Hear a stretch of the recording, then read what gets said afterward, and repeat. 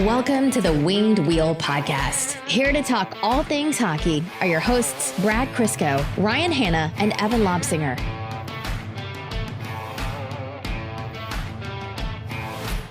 You know, usually we're delayed starting on this podcast because one of us is late for one reason or another. You know, worthy reason or not, both happen quite often. But today is a funny reason. We're late, or we're not late, but we had to wait a minute before starting because Evan has uncontrollable hiccups right now. They're still going. I'm going to have to be very precise in the mute button today. Honestly, usually like sniffles, watching your body lurch backwards muted is hysterical. When you have like sniffles or things like that, I try to be diligent in editing them out as much as I can. I don't know. But if you get any hiccups in, I'm probably going to leave it in because it's objectively funny for Brad and I. It's all part of the bit now. Yeah. All right, boys, all three of us are magnetized, which means soon enough, we don't have an exact date. We'll be back in the studio eventually. Unfortunately, it didn't make me any prettier, so condolences to Mel, and for everyone watching on YouTube, you still have to look at my face. But we're on our way. Anyhow, the Winged Wheel Podcast. Welcome to the show. I'm Ryan Hanna. I'm Brad Crisco. Oh, there was a hiccup there. And I'm Evan. Finished yawning, gets out a hiccup, then introduces. On this episode of the podcast, we're going to cover a few topics. First and foremost, we're going to be discussing the situation coming out of, the story coming out of Chicago from 2010 that's kind of just coming to light and being more heavily reported on now. We'll be talking about the Stanley Cup Finals. You know, one that we all predicted would happen. We have an excellent interview with Chris Peters to fill in our prospect talk for this episode before jumping into overtime. But first, of course, I do want to talk to you about the Jamie Daniels Foundation. They're a foundation that we are proud to partner with and support. The more we talk about substance use disorder, the faster we can end the stigma and get support to those in need. The Jamie Daniels Foundation is a children's foundation initiative and was established in memory of Jamie Daniels, founded by Jamie's father and Red Wings lead announcer, who you'll know as Ken Daniels, and Jamie's mother, Lisa Daniels Goldman. They strive to end the stigma of substance use disorder and provide support to those struggling with the disease or who are in recovery. To learn more and support the Jamie Daniels Foundation, visit jamiedanielsfoundation.org. And again, if you haven't listened yet, we had an excellent interview that we had the privilege of doing with Ken Daniels a little while back. So scroll back to your feed to listen to that episode. Okay, so let's start with the Chicago news, and this is something that's been coming to light over the past kind of while. It's come up, and it's something from 2010, and I just want to say credit to Katie Strang, Mark Lazarus, and Scott Powers at The Athletic. Katie just continues to do phenomenal reporting and journalism. In 2010, it is alleged that Brad Aldrich, who is a video coach for the Chicago Blackhawks, sexually assaulted two of the players. There is currently litigation going on. One of the former players has filed a lawsuit against the Blackhawks, alleging this. Additionally, there is even more to the story. It was reported by the players to a skills coach by the name of Paul Vincent, who brought it to the team president, John McDonough, GM, who you'll know as Stan Bowman, and vice president of hockey ops, Al McIsaac. Paul Vincent recommended that this be brought to the Chicago police, the sex crimes division, and the team declined that notion. And at some point, I don't know the exact timeline, I don't have the notes in front of me, Aldrich left the team. He came back for the Cup final pictures and I think something with the parade, but he left the team. He went to a U18 program, I believe. It was like a high school program. And there's a current lawsuit, I believe, in that case because the Chicago Blackhawks allegedly gave him a positive letter of recommendation. And while he was there, it was in Houghton, Michigan. I'm sorry if I'm saying that wrong. in December 2013, after his second stint as a volunteer assistant coach there, and I'm reading right from the Athletic article here, he pleaded guilty to charges of criminal sexual conduct with a teen and sentenced to 9 months in jail. So that's where these second lawsuits coming from against the Blackhawks, because they gave him a positive reference. There's more to be said here, things that Aldrich did or allegedly did at other programs, but this is coming to light for the general public now. So I apologize for the very heavy details here, but that's what the hockey world is grappling with. So I guess let's just chat about this for a minute. I mean, I hate this and everything about this so much, because I want to sit here and just scream in blind rage, but that's kind of my shtick on here, and I don't want to do that for something this serious, honestly. They did not report this. They gave this man a positive recommendation, and because nobody reported it, and because they supported him, he assaulted a minor. Like, I can't come to terms with how disgusting that is. As far as I'm concerned, everybody in the Blackhawks organization who knew about it and didn't report it is complicit in that following assault. Again, I don't know the exact law in the state, so I'm not going to pretend whether or not I know he can or will be, anybody will be brought up on this, but they should be. This goes beyond hockey. I don't give a shit about the context of the Blackhawks, the hockey team here. I give a shit about the context of the people involved. I don't care if it's a lawyer, a general manager, a player, doesn't matter. This is a very serious crime that was brushed under the table for the sake of a game. Again, we've talked about this in different contexts. Hockey is a game. It's a sport. It's there for our entertainment. It doesn't matter. Hockey does not matter in real life. It is there to get away from real life. It is there for our entertainment, to have a break from reading stories like this, from all the normal stresses of life. So when you hear something like this happened because hockey men wanted to win a trophy, I mean, I have no words to describe the level of anger this gives me. It's sickening at every level. Yeah, and you know what? There's going to be a lot of comments saying hindsight, blah, blah, blah. Look, this is obviously something that's blowing up in Chicago's face 11 years later. You know what would have been a simple solution?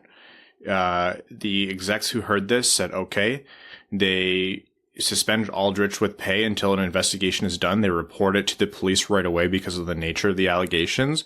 If it came up, and this, I'm not saying this is the case, but if it came up that there was no wrongdoing, then you reinstate him and you deliver whatever kind of message to clarify that, blah, blah, blah. But if there was wrongdoing, then you deal with it in that moment. He's fired and brought up on criminal charges, and he isn't allowed to prance off to other programs and hurt other people, especially minors.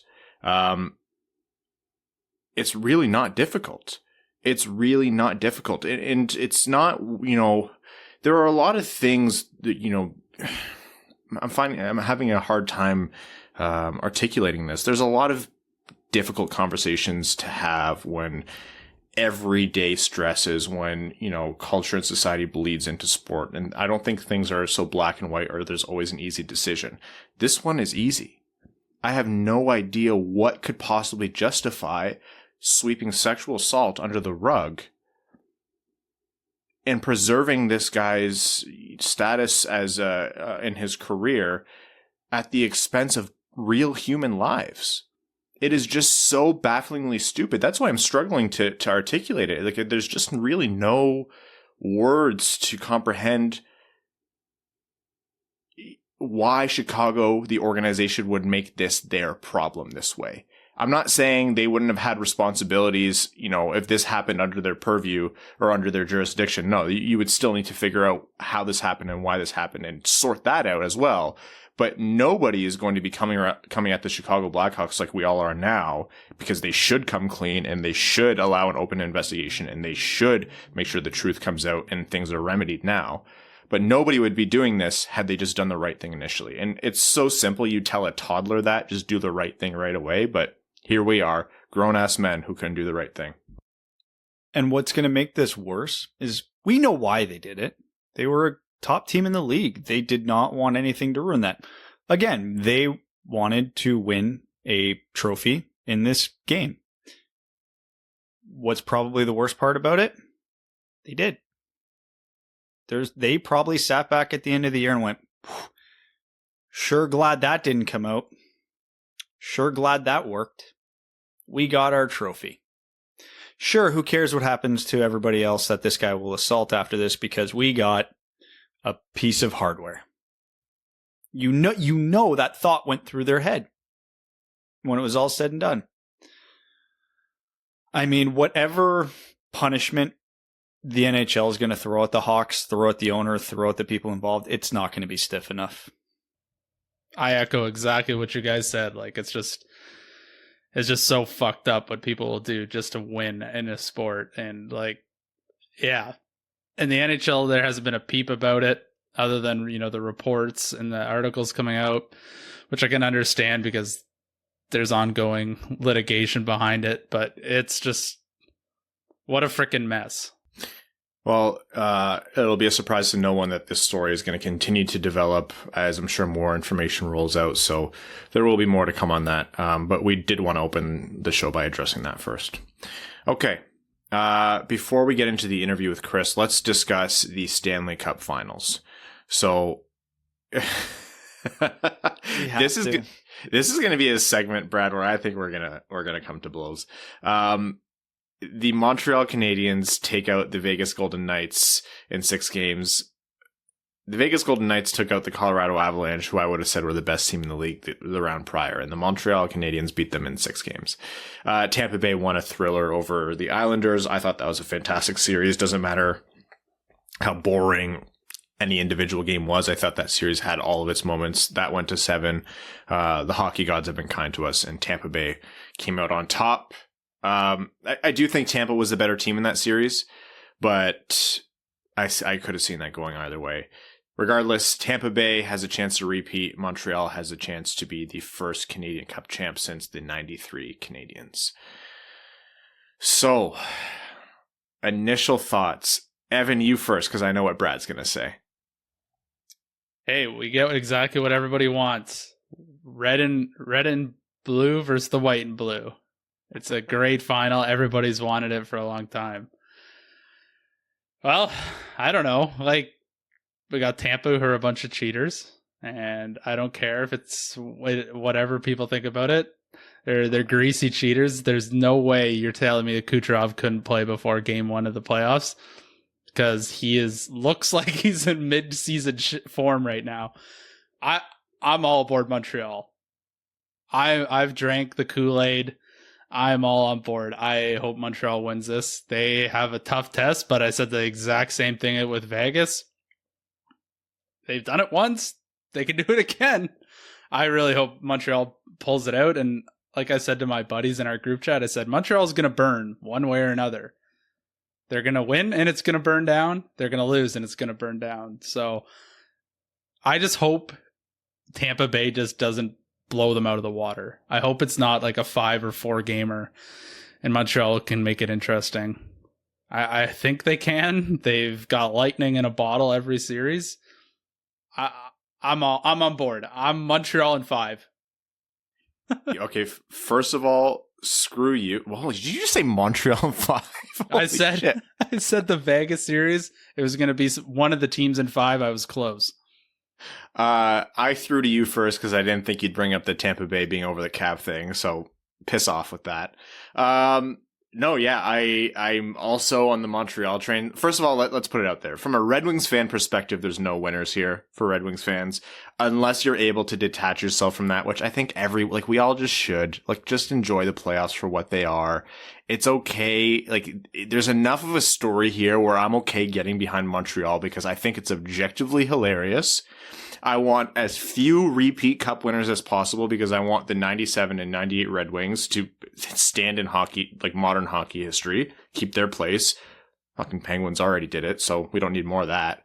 I don't like whining about the cap thing. I think Brad's points and Evan's points are correct that it's a nuisance and it's It's shady, but it's within the purview of these stupid NHL rules. They're not the first team to do it. They won't be the last team to do it. And until they close that loophole, I don't find it productive to whine about it. But I still want Montreal to beat them because I think that's funny as hell that Tampa Bay has more than a full team and they'd get carry priced.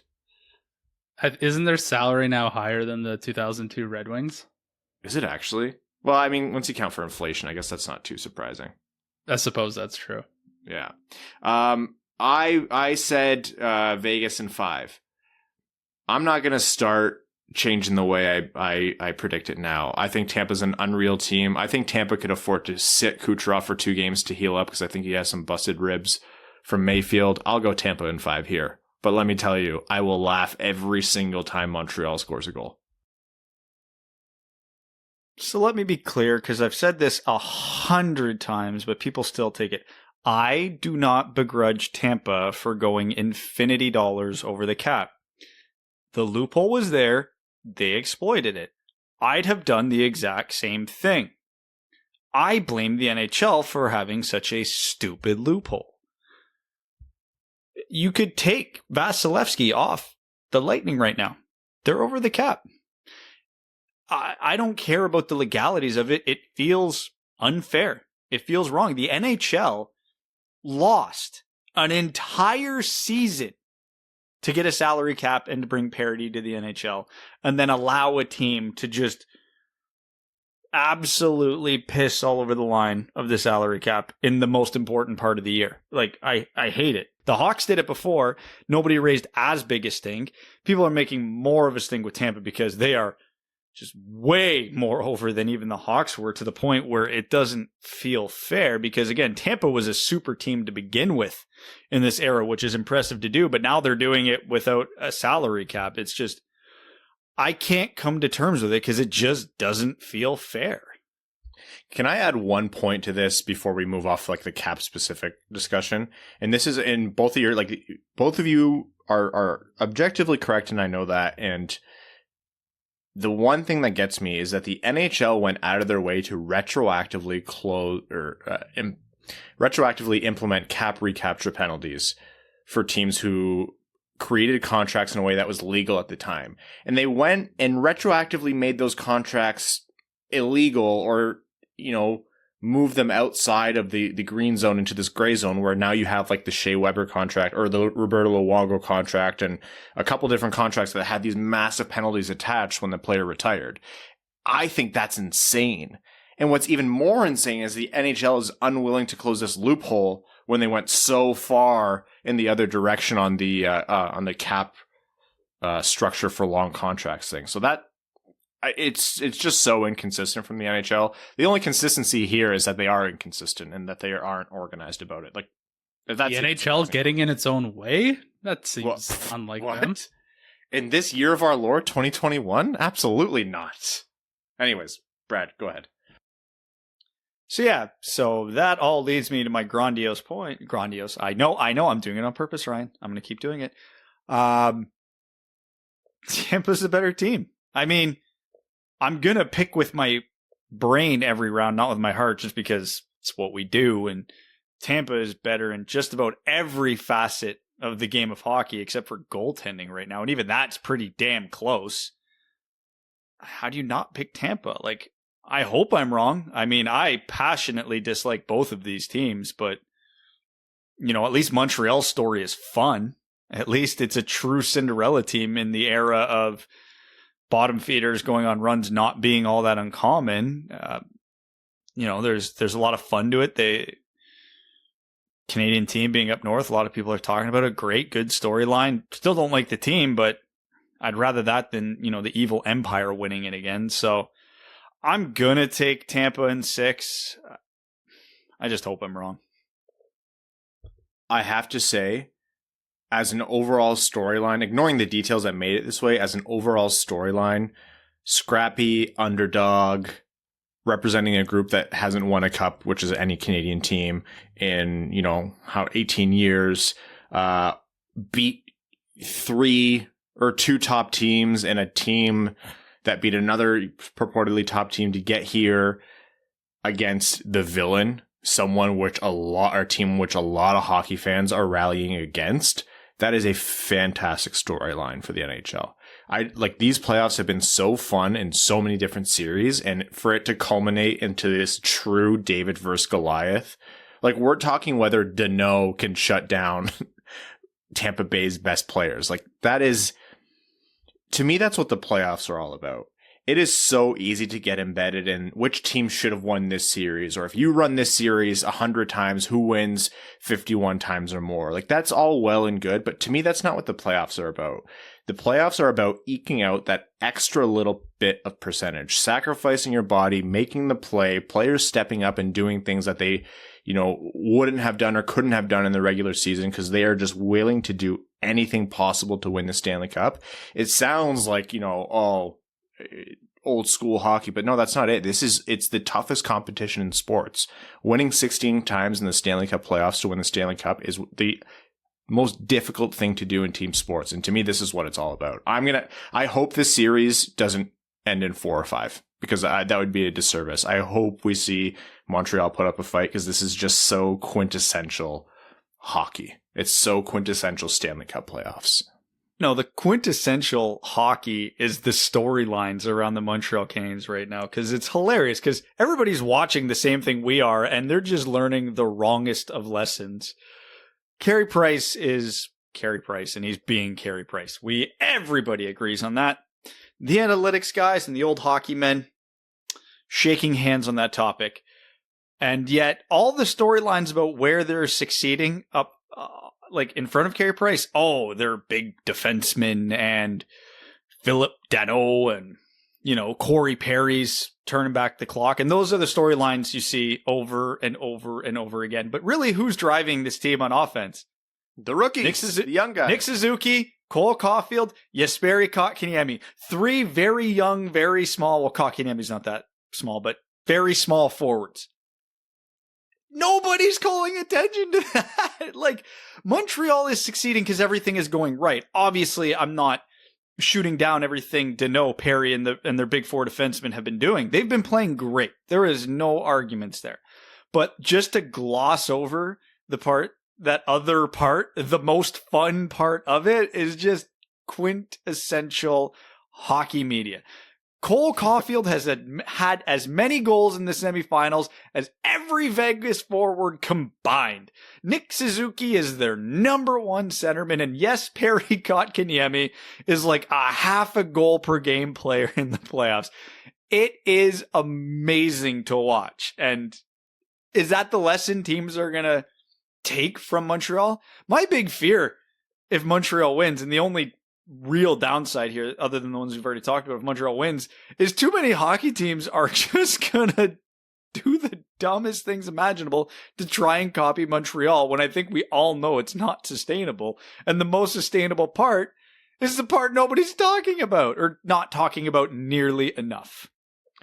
I will say this is funny because for those who have listened long enough, you'll know, but for listeners who have come in after the Moritz Seider draft, we had liked Moritz Seider and hoped, but knew it wouldn't happen, that he would drop to the second round. We had a couple features on Moritz Seider, and that's where we thought he would go. He started rising. He was in the mid-20s, late teens maybe for some people. So we're like, that guy won't be there for the Red Wings in the second round. So who we were looking at before the shock that was the Seider pick was Turcotte was at the top of a lot of our lists in terms of who was even remotely reasonable, but we figured he'd be gone. Zegras was our, assuming Turcotte was gone, Zegras was the main guy we were hoping for. And somewhere in the mix, I think all 3 of us were saying, we watched DeBrincat do the same thing in Chicago.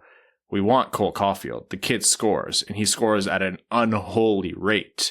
I think Prashant was actually doing a lot of good work to demonstrate, Cole Caufield's prodigious scoring rate. And when the Red Wings didn't draft him, and then they drafted Moritz Seider, Anaheim ended up with Zegras, but, Caufield kept falling and falling and falling. And when he went to 15, I remember saying, or one of us said, a lot of people said, actually, we're not special for this. Holy shit, I can't believe this league just let Cole Caufield fall to Montreal at 15. That is a steal. And it's early. He's just starting. Anything can happen, but How many times is the NHL going to make this mistake with a small superstar or someone with superstar level talent? So when I sent out that tweet after Caufield scored that last goal, kind of mocking almost every team that passed on him, people thought I was talking about Mo. Obviously, I wasn't talking about, like, come on. Philly took Cam York. Minnesota took Matt Boldy. Like, we all know who that shot was aimed at. I went back and I'm like, okay, I distinctly remember having Cole Caufield pretty high on my rankings, but I might be talking out my ass, so I wanted to double check just to make sure I wasn't making fun of myself. If you had to guess a number where I had Caufield ranked, what do you think? First. Sixth. Second. Sixth. I had him ranked sixth. So in my thing, he would have been a Red Wing. So actually, I'm looking through this. This was probably one of my stronger rankings because I've had some years where I...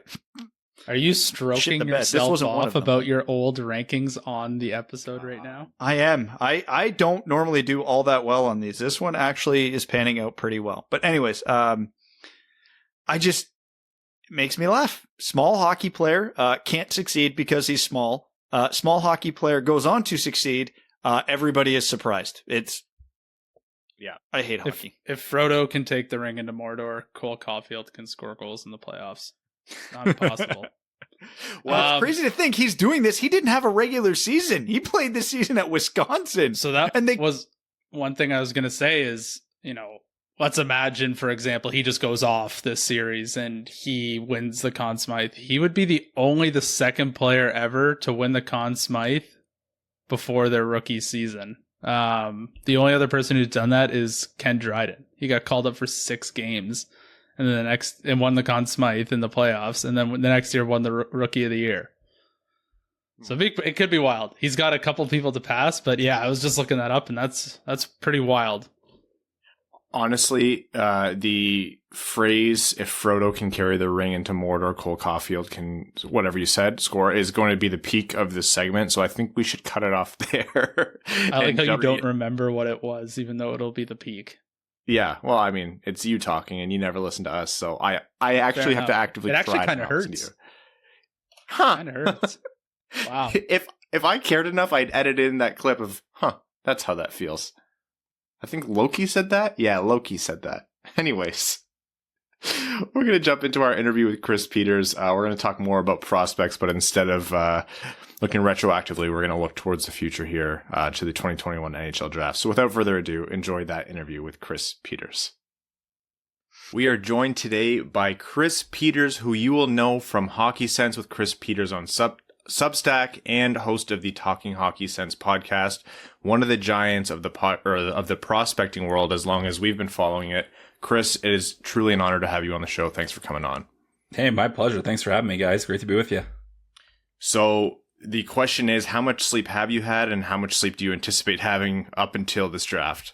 Man, it varies by night, but tonight you catch me on a night where I'm actually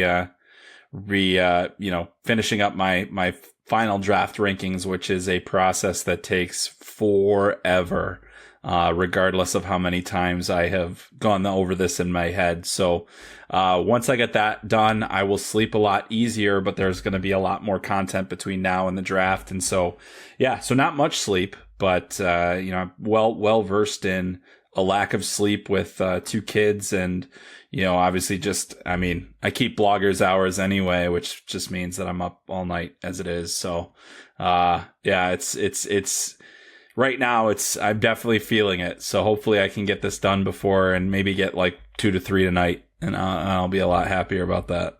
Here we are just draining you of whatever energy you need to actually get your rankings done. It's all right. It's almost done. It's just tweaking now. Perfect, which means you are primed to have us pull that great information out of you. So I'm going to start with a broad strokes question here. This draft has been touted as one that is a little bit blurry near the top. Avoiding the context of there aren't any super, super top end players, pretty much anything can happen really from picks 1 to 10. Are there any guys that you are zeroing in on who you feel are truly being underrepresented at the top and people should consider more as a top 6 pick? Just a random number out there. Yeah, not really. I mean, I think that, we have a pretty good feel for roughly the top 9. Like, those guys are kind of in a cluster now, based on everything that I've been hearing and just kind of doing some of my own work. The real kind of screwball in there is where the goalies are, where they should end up. And so that's interesting. It's just, I think, for me, my top 5 guys aren't necessarily all that different. I mean, I think Owen Power has fully established himself as number 1. So that's the easy one that's out of the way. After that, throw it out the window in terms of what's going to happen. I think that, Matty Beniers is the guy that I feel pretty strongly should be, in among the top 3 picks in this draft. That's not necessarily a consensus feeling.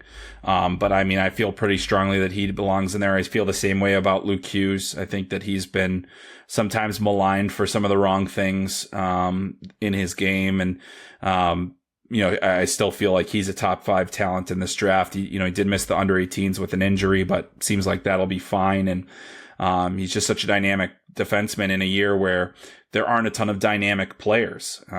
So, I think those are 2 guys, that I feel need to stay pretty close to the top. And, it just so happens that, 4 of at least my top 6 as a spoiler alert are University of Michigan connected players, which is kind of crazy for this year because Luke Hughes is committed and 3 others are there right now.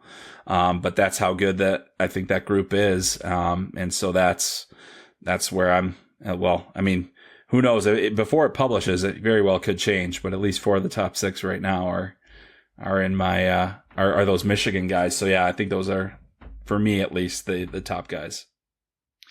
So now that the draft lottery is out of the way, we know the exact order. We've kind of, like you said, started zeroing in on this top 9 that I'm not going to call it consensus, but we've got a pretty good feel for it.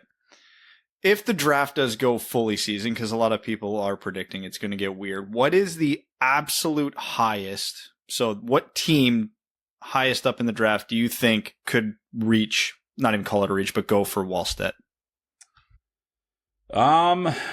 Boy, that is a good question. I think there's a slight chance that it could be the Devils. Maybe the Devil, like if they not, Mackenzie Blackwood is a good goaltender. He's an NHL goalie. But the guy that you're drafting now is going to be a guy that you expect to be on your team in, 3 to 4 years down the line.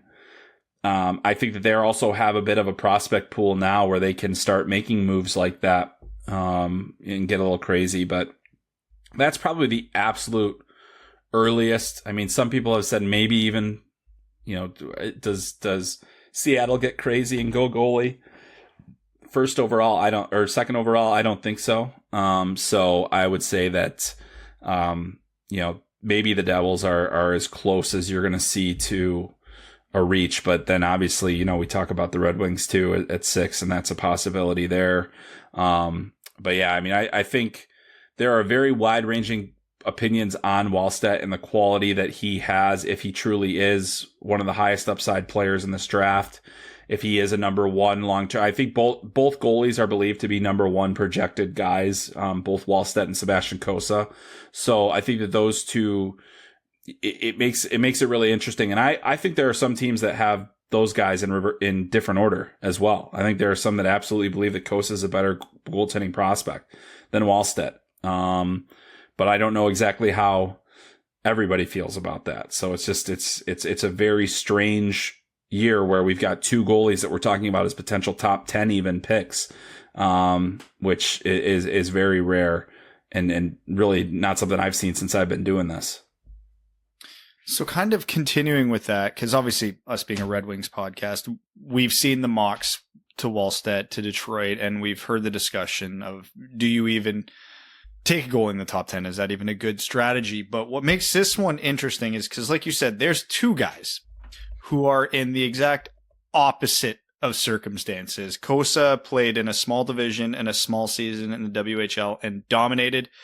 Wallstedt's a year older, and he was playing in Europe in a pro league and doing well before he kind of tailed off at the end of the year. How do you even begin to compare these guys? Because even stylistically, they're not the same. So how do you stack all that up on each other to make a judgment? Yeah, I mean, it's tough, and I wish that I wish I could tell you that I had a great feel for how to evaluate goalies. I mean, it's part of my job to evaluate prospects, but I'll tell you that the goaltending situation is a real weak spot. And actually, they're actually really similar in age. They were both born in November of 2002, so that's one thing that, like, if I would say, like, say if Kosa was younger, I think there wouldn't be a doubt that a lot of teams would have him higher just because of that gap. But basically it comes down to how much do you read into Kosa's numbers this year? And I think most teams would tell you not much, but he did have a .921 save percentage last year and, has been a really good goalie in the WHL for a good team. I mean, the Edmonton Oil Kings are a good team and he's been a top goalie. He didn't have the benefit of a World Under 18 championship last year, didn't have, didn't have any opportunities to play in international events, wasn't part of the Holinka team 2 years ago. So, that's also something to be aware of, but every step of the way, he's been so good. And then I think for what you look for in Wallstedt is he's such a unique prospect because there aren't many guys that are his age that have played that many games in the top pro level and played well. And I personally thought he was the most talented goalie that they had on the World Junior team this year, but he didn't get those minutes. He only appeared in 2 games and was not the primary starter for that team. That was Hugo Alnefelt, who's a Tampa Bay prospect, who's a very good prospect in his own right, but I just think Wallstedt is better. So, it comes down to upside, how you feel about the styles and everything. And I think that Kosa's has a little more risk in his game. He's a little bit wilder in the crease. He's but he's so explosive and so powerful. And I think this year really refined some aspects of his game, played angles better, was aggressive, but not overly aggressive. Didn't find himself out of position as much as I think we saw last season, which was kind of one of the knocks on him coming into this year. And he's much bigger too, so he's got a size advantage on Wallstedt. But I just think that we have more data right now, on Wallstedt to say a little bit more comfortably. And he's much more technically sound. He's got incredible hockey sense, which I think is really one of the key attributes that a goaltender needs. It's those pre-shot reads, understanding how plays work, understanding how an opponent, is setting up and knowing where to be and how to get there. When you're, playing against a team that is, especially against men, it's a lot more difficult. So the long way of saying, I think that they're close, but I do have Wallstedt slightly ahead of Kosa. And I think that the risk factor remains for any goaltender. I just think that these guys have a lower risk, and especially in a class where there isn't a ton of exciting prospects, we very well could see 2 number 1 goalies. And if it's the difference between a number 1 goalie and a top, a second line or third line center at number 6, or a second line wing, or a second pairing defenseman, what sounds better? Starting goalie. So that's the other thing that you have to kind of consider. Well, since we're talking about positions, the one thing I wanted to ask was, since the consensus rankings are sort of all over the place in terms of who's going to go where, do you think teams will go more positional need this year, or do you think they'll still try and go, I'll say, best player available, or whoever is on the best player on their boards are? Do you think teams will do that, and do you think you would do that? I still, in this draft, it's got to be best player available, and I think that that's going to vary from team to team. Sometimes positions are weighted differently. I mean, I think that usually, the way that you organize it is, okay, centers over defense, or forwards over defense, centers over wings, that kind of thing, and both over goaltenders if there's enough of a gap. But you're still judging the player individually and based on the upside that they have. And so I guess, for some teams, they're going to say, okay, well, we really think that Simon Edvinsson is a top 5 talent. And so that might be the difference between, him and William Eklund. They might not feel the same way about William Eklund, who's a wing. So, there are going to be teams that have those all over the map. And so the evaluations still start at the basis of what's the ceiling of this player? Where is he at now? Where do we think he can get to? And the position it doesn't come last, but it definitely comes after those questions are answered. And so I think that teams do draft. We've seen teams draft for need. Like I think, the Canadiens drafted Jesperi Kotkaniemi because they really wanted a center. And he's rewarding them in this postseason. So that's positive. But I mean, still, it's like, if it were down to me, I would still prefer Brady Tkachuk at that point, so like that's just me. And so that's not what the Canadiens did. So, it's always tough to say because the best player available varies from team to team. So it's not like you can go off of Bob McKenzie's list and say, well, he's the best player on Bob McKenzie's board. And so that's who the best guy is.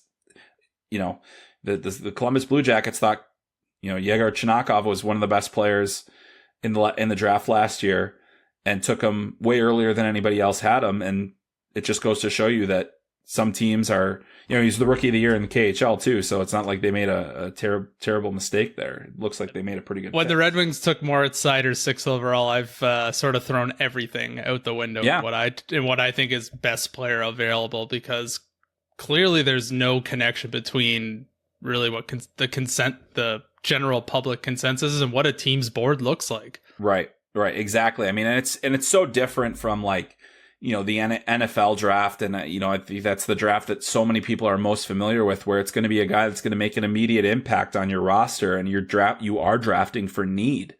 And in the NHL, we're drafting for 2 to 3 years out, so in most cases. And so that makes it a lot more challenging. And that's a big reason why you can't focus too much on the positions, because the need that you have may not exist yet. So you have to kind of be ready for that. And that's why you go with best player available and go off of upside and go off of projections that you feel that this player is going to get to. I mean, there are so many other things that go into a player projection beyond their stats, beyond how they play on the ice. I mean, normally we'd have the medical, all the medicals set up at the combine, and they would have, physiological testing, not just the performance testing. And then they're using some of those numbers to say, is this guy going to be able to get to 215 pounds? Is this guy going to be able to get, is he going to grow still? What are the things that we have to be aware of in his health history that could prevent him from becoming, the best player that he can be? I mean, I know that there were teams that felt very strongly that Elias Pettersson's physiological profile was one that would see him get injured too often to take the risk. And, as good as he has also been hurt a lot in his young career. And so that's something that you constantly weigh. I would still prefer to have a player of that skill level. But I love that you brought up Moritz Seider too, because as Red Wings fans have learned, he's grown into this incredible defenseman that looks like a number one defenseman for a long time, a cornerstone piece to this team. And I think I might have been one of the people that had him the highest, and but it was 15th. And he went 6, that was, most people had him in 20 range. And, and most of us were going off of really, uncertain data. Obviously we saw him in the German Elite League, but we didn't know how much we could actually how much stock we could put into that, because there wasn't much of a precedent for what he did. And so that kind of spoke to me a little bit. And then we watched him at the World Juniors, that was like the second division World Juniors, which, what kind of competition is that, where he was amazing. And it's like, well, if he can be amazing here and he's pretty good as a pro, like there's a good chance that he's going to be able to put it together. But it's really hard to do that without, the precedent. So those are all the different kind of things that go into whatever a team believes is best player available, or, they're still making that projection on not just best player available, but the guy that we think will be the best player in 2 to 3 years. So a scenario I keep coming to in my head is, the Red Wings, Steve Yzerman's picking 6th overall, and both William Eklund and Kent Johnson are on the board. Let's say the obvious ones come off. Power isn't there. Beniers isn't there. Luke Hughes, Edvinsson maybe even is off the board, and Genther. Those are in no particular order the top 5. If it comes down to you and it's Eklund or Johnson in this scenario, which way would you lean? And a secondary question is, how do you project these guys in terms of how likely they are to stick at the center position at the NHL level? Well, I think if you're drafting either one of them, you're drafting a wing. I really do. I think if you're, and then that changes the dynamic, that changes the whole calculus. And then I think you almost have to throw in Mason McTavish into that conversation and say, okay, do we want the natural center? Do we want, that's where it gets interesting, right? Because I think Eklund definitely has the skill set to be a center, but I don't see him being, he's not a big guy. He doesn't have a lot of the strength.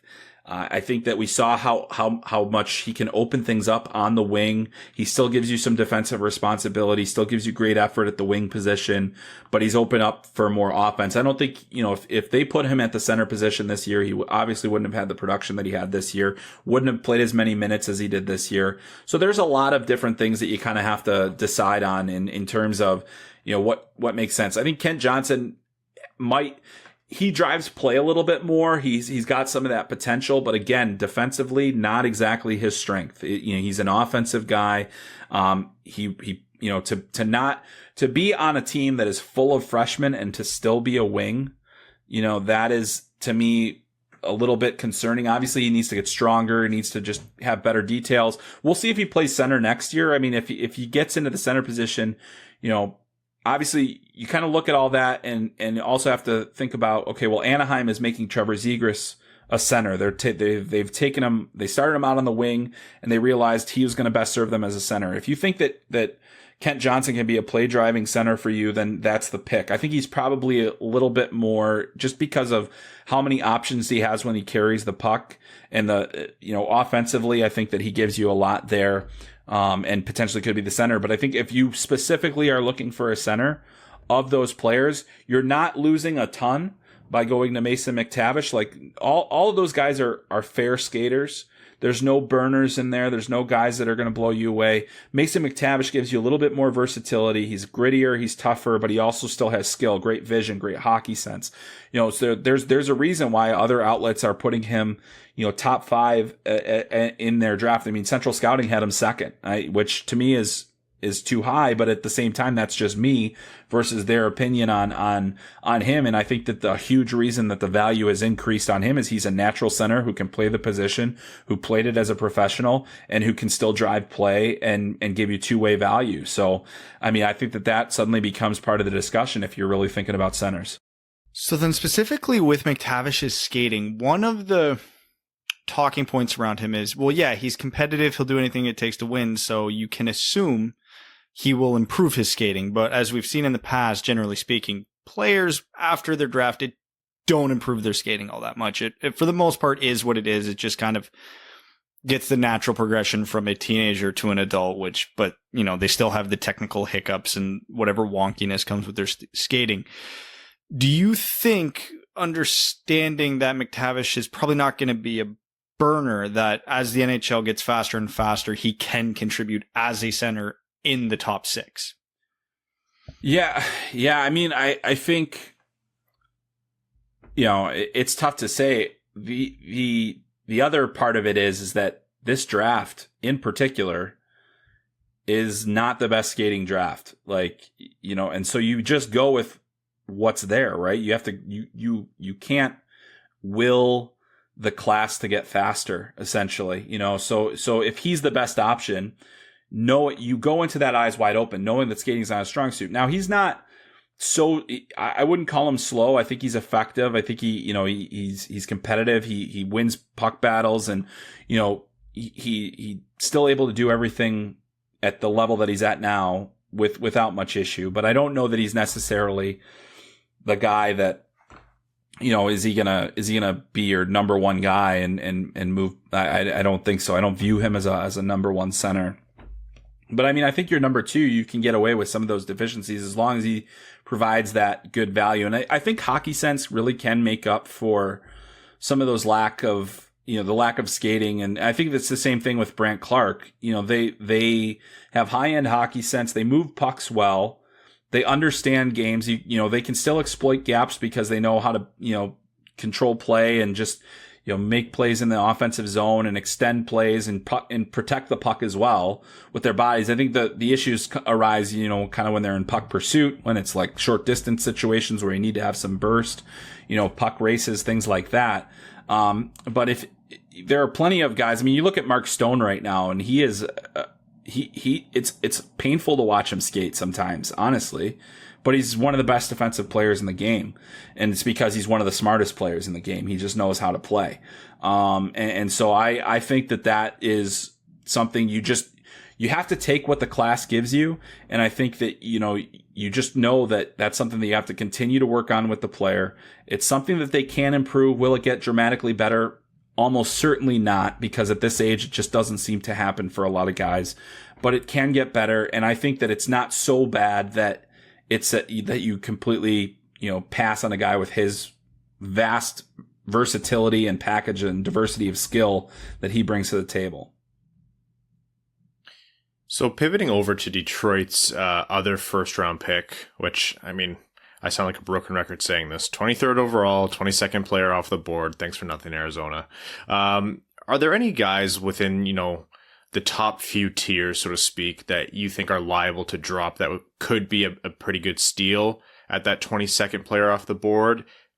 Or are there players in that range that you think teams should really be looking to target? I mean, I think anything can happen. I mean, really anything can happen there. I think, one guy that you might, from that next tier, there are a couple guys. Like, I think Aatu Ratu could be there at 23, and you say, do we take the chance on him? He had a terrible draft year, completely underperformed based on expectations, showed, just it was not a good year for him. Is it an anomaly, or is it where he's at? And I think if you're picking, it's not a decision you're going to make in the top 15, but if you're picking in that 20, that second part of that first round, all of a sudden that middle third, basically, then all of a sudden you're feeling pretty, like maybe that's an opportunity to get some value there. I think Carson Lambos is another one, really solid defenseman, giftedly offensive guy. And then also just, he only played in 2 games in the WHL, did play in Finland, looked pretty good over there. But how much do you weigh that? And then he was a really good U17 in the WHL too. But again, that's another risk mitigation kind of situation where, that's why teams that are outside of the top 20 are looking at those kind of players more carefully, because if they do happen to drop there, then you've done all your homework. That you have a good feel for that player. So it wouldn't shock me to see either of those guys kind of in that range. I mean, if you look at some of the others, what are, you might start looking at need based on what's available on the board, say, okay, do we need can we find a good enough defenseman here? Can we find a center at this point? Can we find, what's available? Well, the one thing that I think I can probably guarantee you is that neither of the goaltenders of the top 2 goaltenders are going to be there at that point. Just based on everything I've been hearing and just, it sounds like those guys are going to go, early enough where that's not an option there. I think you'd love that if that happened, if you're one of those teams, and then it makes that decision that much easier. But, I think there are a lot of good players there though, in that range. And it's not just the 2 guys that I mentioned. I think you think about guys like Sasha Pastajov, who scored a ton of points at the NTDP, another guy where skating is a huge deficiency. I mean, it's just, that's the year that we're having. A guy where skating isn't a deficiency, but size is Logan Stankoven. Maybe he's a guy that you can plug in there. I love the way that he plays the game. I think he's a spark plug. He's not gonna, I don't think Steve Yzerman is going to be afraid of size being an issue, because, he's a dynamic player. Mackie Samoskevich from the Chicago Steel, very quick player, one of the better skaters in this draft among guys that'll probably play wing, and another guy that's committed to the University of Michigan. I think he could kind of go somewhere in that 20 to 30 range. Or maybe even, he could even slip a little bit further. It's, he's kind of, you don't really know, but there are a lot of options in that range that are going to give you some pretty good potential. It's just, it's hard to say because we don't know how that middle of the draft is going to go and which teams like who. I mean, Jarmo Kekalainen still has to pick in there somewhere, so you never know what he's going to do. And that's just kind of where, all those things are going to kind of come into play that, you can't really predict. And so it's tough to say what'll be available, but I mean, that's, 5 or so names there that are probably, a few of them could be there. So. Well, speaking of the unpredictability, staying on that pick, one I don't want to call it trend, but one player that I've seen from a few scouts who say he could fall, and I thought he would be closer to a conversation in the top 10 versus falling out of the top 20, but that's Fabian Lucel.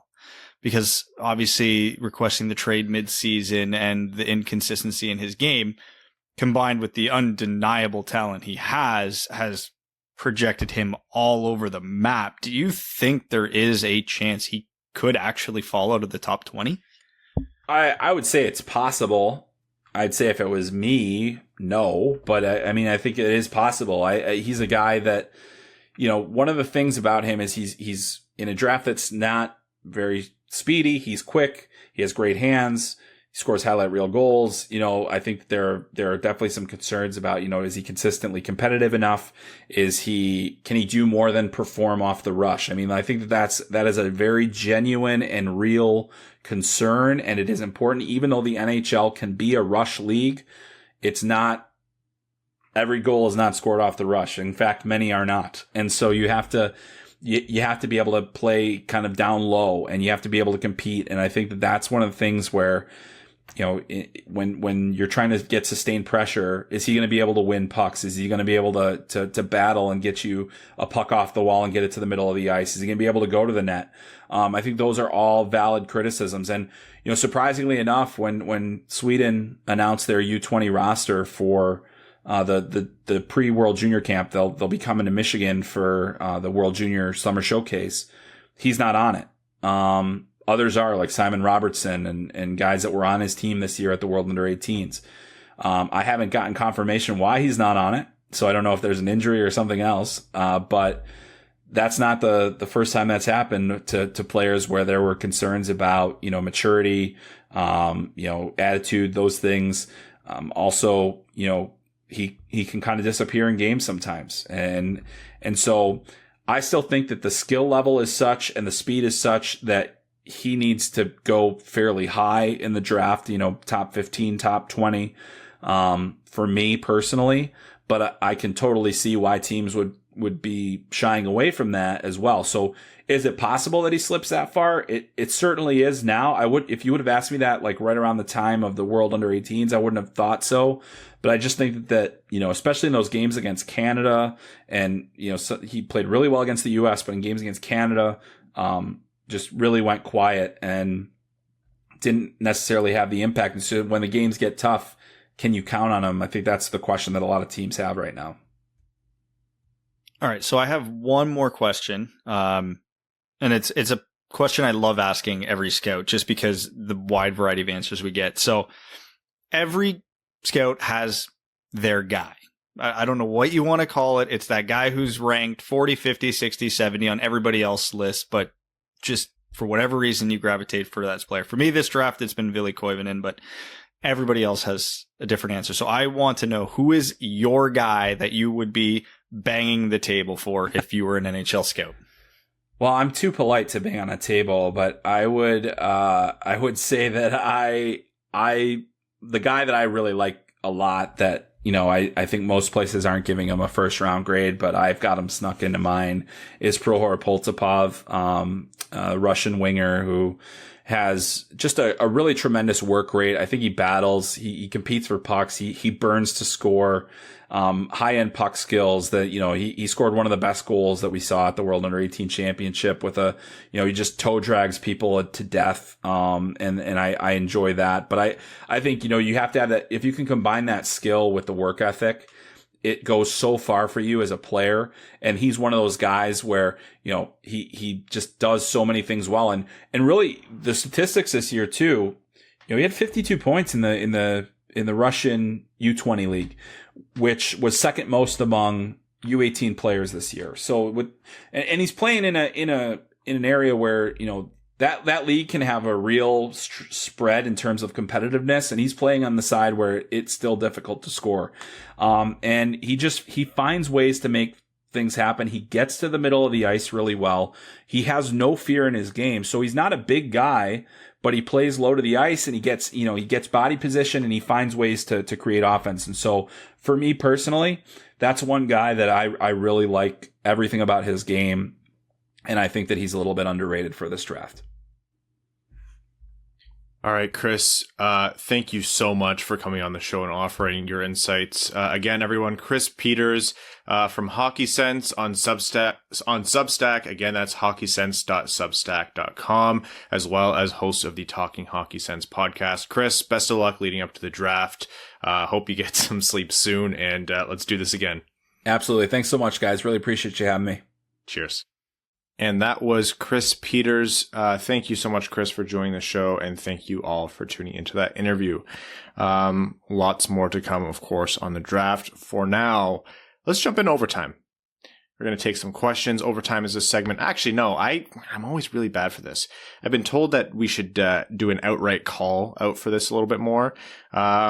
So a couple things that if you guys want to support the show, other than the ways that you already do because you're all amazing, besides downloading, listening, telling your friends, etc., if you leave a review wherever you get your podcasts, especially Apple Podcasts, that makes a huge, huge difference for us. Also, if you're on Twitter and you don't follow us and you would consider giving us a follow, please do. At Winged Wheel Pod on Twitter. And if you go to our bio, you'll see tags for all three of our personal accounts if you want to follow those as well. But helping the podcast account grow does quite a bit for us, and we would really, really appreciate the support. As we remain independent and don't belong to any kind of network or otherwise, we really just rely on word of mouth and the fan base for growth that way.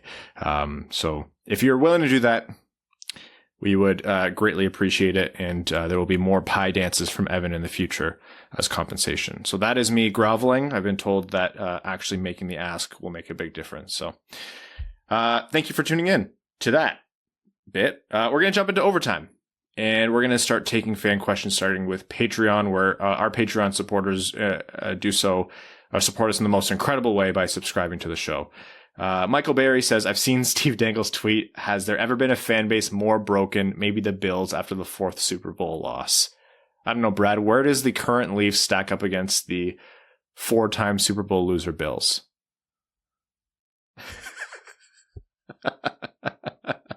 That was so hard.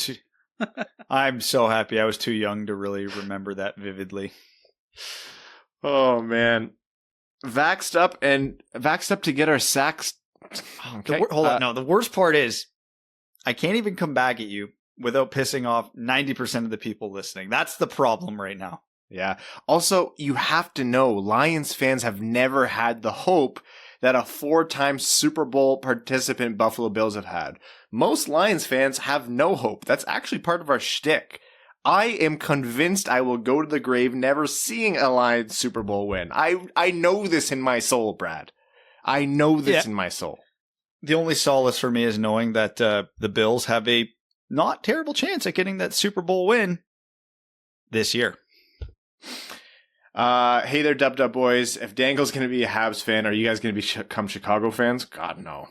But in all seriousness, who are your top choices for the Wings in free agency? I'd rather just sit tight to see who wants to dump cap on us and give us some players in return. Hopefully we let GMs make poor decisions. Yeah, that's actually the correct answer. Yeah, the bargain bin. That's where I'm shopping. Also, I'm going to bring this up in a future episode. I want to have the Marc-Andre Fleury discussion again. I get that the Red Wings have Greiss and they'll want to bring Bernier back, but there's a lot of different ways to make this work. Vegas needs to move Fleury's contract. And I think that is such a big opportunity for Detroit. Ghost of Podcast Past says, favorite song from your teenage years. Ooh. It's not a song that came out in my teenage years, but 2 songs that I listened to repeatedly was Don't Think Twice, It's All Right by Bob Dylan, and I've Just Seen a Face by the Beatles. I listened to that wasn't the genre I always listened to, those genres, but those I listened to quite a bit. What are you looking at me like that for? Yeah, well, you shouldn't be. I don't know. I'm going to cop out and not pick a song because everybody who knows. I'll just say the entire Hybrid Theory album by Linkin Park. It came out just before I turned a teenager, and I listened to it all through my teen years. God, you're so old. I know, Evan. I know. My grade 6 girlfriend bought me that album. Wow. For my birthday, I think. Tough times, man. Haven't gotten over that one. Woodson 2 says, hey guys, thanks for all the offseason content and breakdown of the prospects. With our goalie pipeline being so thin, could the Wings sign both Petruzzelli and Strauss-Mann? Or even one of them? Thanks again for everything, and we all continue to pray Evan finds his golf game soon. I hope he doesn't, because I think golf's more. It's so hard to book this guy. I'm so glad Friday was like a rainstorm here, because I had a match play booked with a guy, and my game is so bad he would have smoked me. So now we're rescheduled for Tuesday, and I've just been playing nonstop. So I've got a chance again. Yeah, I checked. I was going through Instagram stories, and I saw Kat's Instagram, and it was you playing in the rain, like with a raincoat on, like her inside the cart, the rain coming down. I was like, this guy's deranged. He's ill. Like, you need help. And we teed off at 8:15 in the torrential rain to play. It was great. Yeah, real good time. They could sign both goalies. You know, when it comes to the goalie pipeline, all you really have to consider is the overall number of contracts in your system. It wouldn't hurt because the goalie pipeline is thin. The Petruzzelli situation is ongoing. As we get more information, we'll share. But I don't know if Mann will want to come to Detroit, but we'll see. Ruthless and Toothless says, now that the Canadians are in the finals, does it prove that once a system is set in place and the players buy in, who's behind the bench has little importance? I'm going to reject that to some degree. I think in some ways it doesn't matter who's behind the bench in terms of certain outcomes based on skill level. But to create a system and getting players to buy in, that almost always, not in all cases, almost always comes from the head coach. So in my opinion, I'm going to disagree there. It's the in-game changes that do make a difference a lot of the time, because teams know your system. They're going to play against it. So you don't have to completely reshape it, but you do have to make the subtle changes in it on the fly to counteract whatever the other team is throwing at you. So yeah, I don't fully buy into that. Obviously there's some credence to it, but it's a half answer. Colorado 14er says, I'd be willing to bet if someone had shoplifted a $20 foam finger from the United Center team store back in 2010, the Blackhawks would have called the Chicago police. I also believe that if a credit card fraud ring had targeted the Blackhawks box office, they would have called the FBI. I believe that articles would have been published on the latter as well. It's amazing what human beings will do to protect property as well as what they won't do to protect each other. And when they don't, it's usually because they're afraid to lose even more property.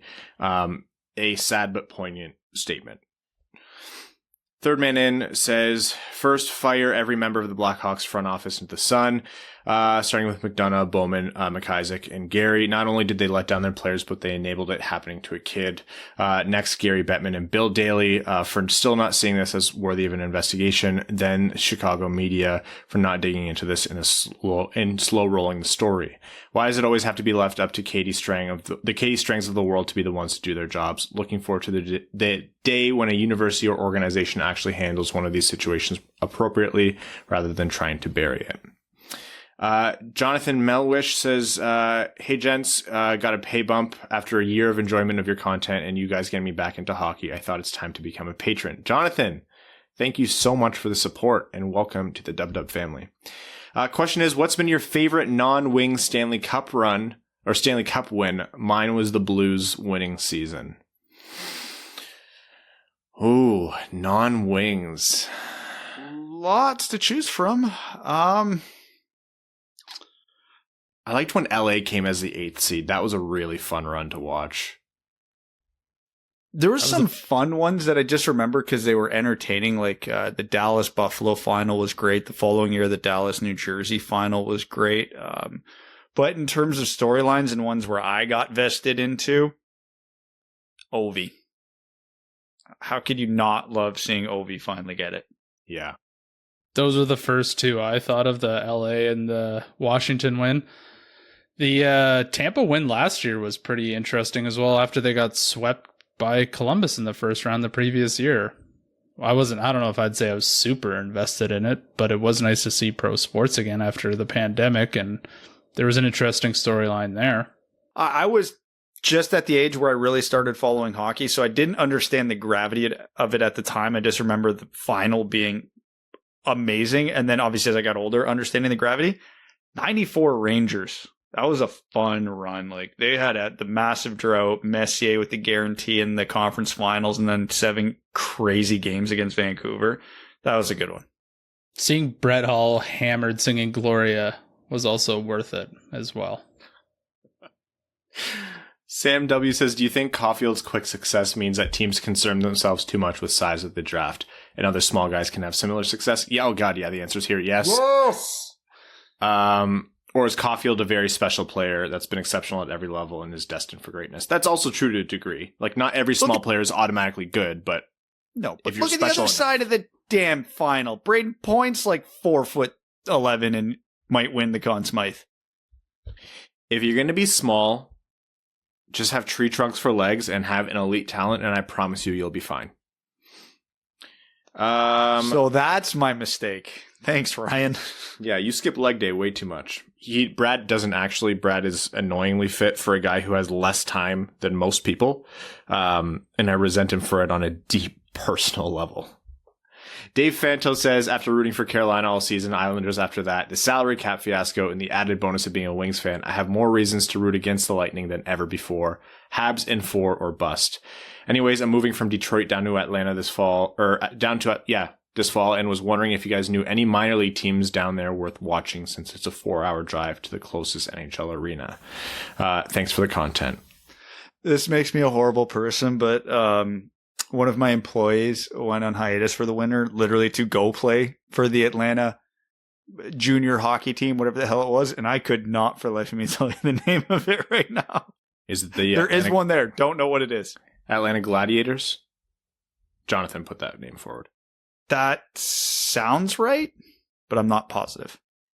Banana is larger, says 5 goalies drafted in the first round made it to the semis. 2 goalies drafted by their teams in the first round made it to the finals. Paid for by the Draft Wallstedt at 6 marketing team, assuming Eklund isn't available. All right. Let's dance. All right, Price and Vasilevsky. No arguments here. They gambled and they won. Let's not ignore the fact that for as many hits like there are Vasilevsky and Prices, there's even more misses, but full credit. Sure, Fleury was drafted in the first round, first overall even. Sure, Varlamov was drafted in the first round. Neither of them are with the team that drafted them in the final. Vegas actually acquired a second-round pick to get Fleury, and Varlamov was signed pretty cheap in free agency. So, yeah, they were drafted in the first round, but how they were acquired still plays to my point.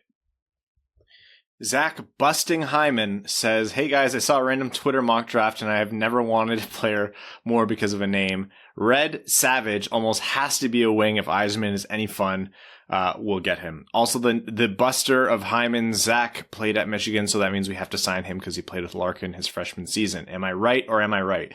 No, I mean, first of all, funny, but secondly, Zach, we had a whole segment about why we shouldn't sign Hyman. Come on, buddy. Come on. You know what? On that topic, you know what's going to be funny, though? If you count commits, there's going to be 4 Michigan players drafted in the top 10 of this draft, and this will be the draft that the Red Wings won't draft someone from Michigan. Probably. Or at least, yeah, it's going to shake out that way. It's going to be hilarious. Michael Berry says, if the GMs vote that you have to be cap compliant in the playoffs, would that be good or bad for the Wings? That's good for everybody. It's bad for teams if they have injuries, but by and large, it's better for the sport. I don't know what the perfect solution to the rule is, but yeah, well, I have a feeling that Brad's going to bring it up another time so we can talk about it then. Eric Boyle says Tampa beating the Islanders mean that we're spared from some of the bad hockey men takes about how stars are overrated and defense is the only way to succeed. At least until the Habs win a game. What's your maximum chaos 2022 finals matchup that would make the hockey men perseverate on a different bad lesson? Is that a new word? So we're basically trying to figure out the perfect anti-old hockey guy cup final. Like, that's what we're trying to do for next year? Perseverate. Okay, easy. Repeat or prolong an action, thought, or utterance after the stimulus that prompted it has ceased. We do a lot of perseverating on this podcast. Thank you for the new word, Eric. There we go. Thank you. I'll never use it. In the Eastern Conference, there is one answer and one answer only, and I hate it, but it's Toronto. And in the West, there's a few options there. Colorado immediately jumps to mind, but I think everybody kind of agrees that Colorado is just on another level, so it's not almost not even fair. I don't know. I'm not coming up with a great answer out of the West, truthfully, for anybody who breaks the old hockey men mold. You guys thinking of any? Because I'm...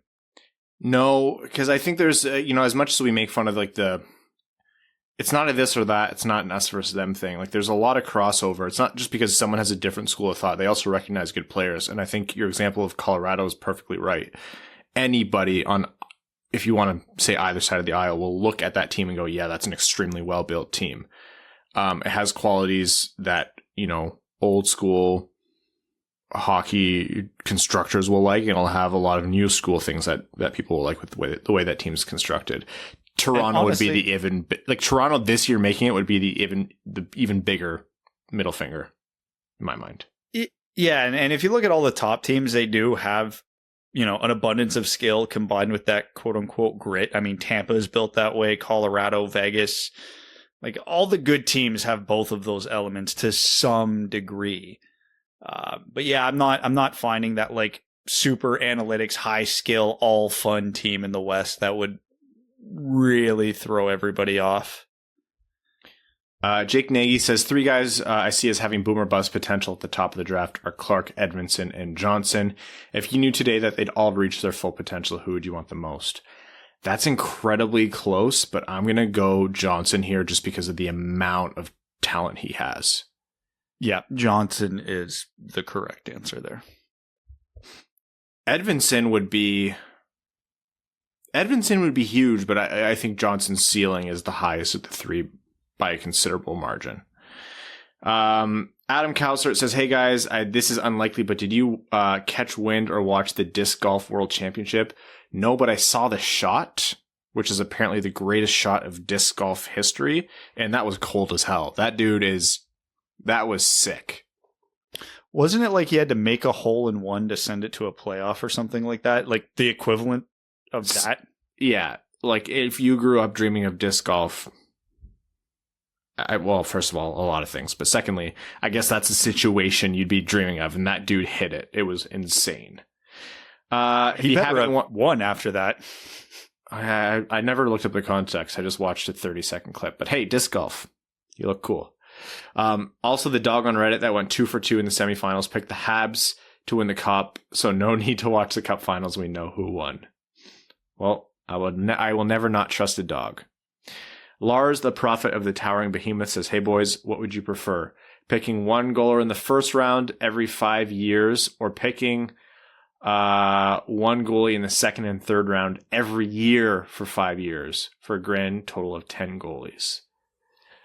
I'd prefer that one. Yeah, the second one. Give me a goalie in the third round every year. It's not a linear drop off from first to second round in terms of player value, so that's a lot of value. Also, with the second and third round picks, you're bound to get a good goalie there. You'd hope. Vax Wax and $18 million over the cap says, hey fellas, I'll be in Detroit this week, finally meeting my baby niece and exchanging belated Christmas gifts with the family. What did I get them? Everyone gets an 8x11 framed Olin Mills portrait of me because I'm a raging egomaniac. Bradley John, how many players can you name off the top of your head who were primary wingers and juniors and transitioned to center at the NHL level? Almost none. I don't think off the top of my head. I mean, Alex Tuck played a game at center for Vegas, and that's about all I'm coming up with. And if Marc-Andre Fleury gets in the Hall of Fame, then Ozzy has to. That's just the rules. I don't make them. Wait a minute. Bradley John Crisco, Christopher John Osgood. Jinkies, I think we found the only reason for BJ's low opinion of Ozzy. Highlander, there can only be one. Ozzy for Hall of Fame, stay fresh cheese bags. I knew this. I knew it. Evan, you said this last episode. You said the phrase behind the stuff scenes. And it's just something like everyone messes up words, especially on a podcast. We say, what did I say? Instead of behind the scenes stuff, you said behind the stuff scenes. Ugh. And I was like, that's just like the smallest thing. But I was like, someone's going to get you. Anyways, Rowan, or better known on this comment as behind the stuff scenes, says, good day, dud duds. When will you be releasing the Evan cut of the outtakes, aka the behind the stuff scenes on YouWatch? This should include never before seen footage of BJ and his finger oopsie, including him weeping like a child, which is what I assume happened. If you guys ever want the YouTube supercut of the edits, it is legitimately just us being muted and forgetting that we're muted, randomly rambling for 3 minutes before we get to our point and going, oh, screw it, no, cut all that. Or massive audio glitches because recording remotely is a pain in the ass. And the behind the scenes footage of my finger ouchie probably wouldn't be what you think it is. So there's kind of a half running joke, I think, going on behind the scenes of some people think I'm a serial killer now because obviously I had a ton of blood pouring out of me and I was unnervingly calm about it. Like there was only one other guy there when it happened. So I wrapped it up in paper towel and he was talking on the phone. So I stood there and was kind of like just waiting around for him to finish. He finished. I said, hey man, can you give me a hand with this? And he saw it and he's like, what the fuck? And came in. And then I guess he was telling everybody after, he's like, it was a little weird that he actually waited for me. Which, well, yeah, probably in hindsight, being 2020 wasn't a good idea, but whatever, it worked out. Way to out yourself as a serial killer. Okay. You know, I got to drop a bunch of breadcrumbs along the way, right, for the inevitable trial. I also fully support the Neil Yzerman team and their brilliant salary cap control as they've played fully within the confines of the rules. Bless them for making BJ so angry and stressed he wiped another 6 months off of his life expectancy. Why are Les Frenchies fans so heckin' precious, gullible, and dumb? Literally every time I tweet something super ridiculous about them, they end up in my mentions trying to have a legit argument, even when I double down on how ridiculous it is. Anyways, the Stanley Cup Final will be fun for messing with people online. I can't wait. Jersey time. Best no Yzerman team. So no Yzerman team is the Lightning, in case anyone needs a translation here, in their history. And which is better? The Canadians home or away? Also, fun fact about them, the NHL logo is LNH because French. Oh, yeah. I knew that. You never noticed that? I knew that, but I always kind of forget it. Best Lightning jersey has to either be their reverse retro or like the actual original jerseys. I love the Lightning original Bolt. black one. Yeah. 1,000%. And did he say best Montreal jersey, home or away? Yeah, like current home or away. It's the home. It's a home, 1,000%. That's one of the best jerseys in sports. I really like their aways, though. I think their aways are nice. They're so classic. They're really good, but like the blue bar across the middle. Montreal was the only team that did the bar across the middle of the jersey forever. And now everybody does it because it's so clean. You're telling me the Florida Panthers aren't the first team to do it? That's sacrilege. It was actually Minnesota. Look it up. No, you're right. Looking at it, I think it is the home, but the away is so nice. I don't think you can discredit it. Restez les sacs du fromage. Man, you can't make me draw my grade 10 French. It stopped at that point. It's bad. It's bad Quebecois French. Time for some Reddit questions quickly. King Moth says you can bring back one non-Hall of Fame Red Wings alumnus to fit in with the rebuild timeline, excluding Zetterberg and Datsuk. Who are you bringing back? Love the podcast. Keep up the good work. That is a fantastic question. Non-Hall of Fame makes it tough. God, because that chops off basically most of the 90s. Best non-Hall of Fame Red Wing to bring back for the Red Wings now. I assume we get this person like at the right age, so it's not like we have to bring in like a 39-year-old Doug Brown or something like that. Yeah, fits in at the right time. Holmstrom? Like we're going in recent year. I'm thinking Holmstrom, thinking like Rafalski maybe. Kronwall. Kozlov. Oh, shit. Yeah, there you go. That's a great answer. Okay. Melody 91 says, who do you guys prefer to be alongside Sider next year? Alexiak, Alec Martinez, or do we stick with the devil we know and re-sign Stahl for another year? Keep up the work. Good work, Cheeto Bags. I think I'm saying it right? Yeah, the cheese bags thing has to be confusing. Given what Martinez and Alexiak's contracts are likely going to look like, I would go with Stahl on this one. All right, we are going to wrap up the podcast for now. We will be back with you all midweek. Thank you all so much for tuning in. Thank you all for preemptively, if anyone heard our pleas to support us on Twitter and leave ratings. And for all the support you already give us, we can't tell you enough how much we appreciate it. Lots of draft content to come, lots of fun Stanley Cup Finals coverage to come, so stay tuned. We'd like to thank all of our name-level sponsors on Patreon, Arjun Shankar, Yves Bartels on behalf of the Sarah Garand Foundation, Brett Bailey, Terry Driver of Crying Ryan, Hannah's Banana Slamma-Jamathon, Taylor Tadgel, Brandon M, Citizen High Five, Craig Kibble, Greach, Hana Lee, Hassam Al-Qassem, Jacob Turner, Jake Kiefer, Jeremiah Dobo, Joe Santangelo, Justin and the Angry Mob, Kaylin Wood, Cody Stark, Kyle Hashman, Kyle McClure, Matt McKay, Matthew M. Rice, R.A., Ryan Hubbard, Scott Martin, Stacy Lynn, Zach Spring, Zach Hyman, Andrew Bohan, Sam Bankson, Adam, I wish I could finish like Ernie, another former junior goalie turned golfer, Antonio Gracias, BJ Crisco, Colorado 14ers, Connor Leighton, Dave W., Evans Bingo Card, Jeremy Brocker, John Evans, Josh Yelton, Kevin McCracken, Quaz, Matt Keeler, As Good As It Gets, Reed, Stan Olson, Trevor Pepivar, Vaxed, Waxed, and 18 million over the cap. See you guys this midweek. Thanks for tuning in to the Winged Wheel Podcast. Be sure to check out wingedwheelpodcast.com, where you can subscribe to the show on iTunes, Spotify, or wherever you get your podcasts. You'll also find links to other ways to support the show, such as Patreon, official podcast apparel, and more. And don't forget to follow the show on Twitter at Winged Wheel Pod. And of course, the hosts at Brad Crisco, at Ryan Hanna WWP, and at Hockey Town Evan.